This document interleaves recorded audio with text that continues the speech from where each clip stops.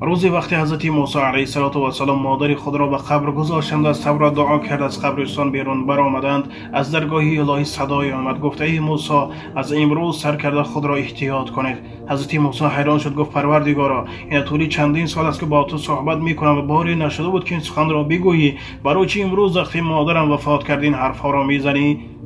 الله سبحانه و تعالی گفت ای موسی، وقتی مادرت زنده بود هر وقت که تو از خانه بیرون می برآمدی به ما دعا میکرد، گفت ای پروردگار من، فرزند ما را صحت و سلامت به خانه بازگردان، از خوف و خطر نگهبان باش. امروز که مادر نداری، امروز که دعاگو نداری، خود را از هر بلا و هر آفت کوچه نگه دار.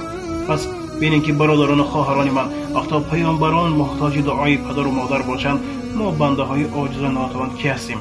الله سبحانه و تعالی کلی پدران و مادران در حفاظت خودش نگه دارد و ما فرزندان خدمت پدر و مادر کردن نصیب کند. السلام علیکم و رحمت الله.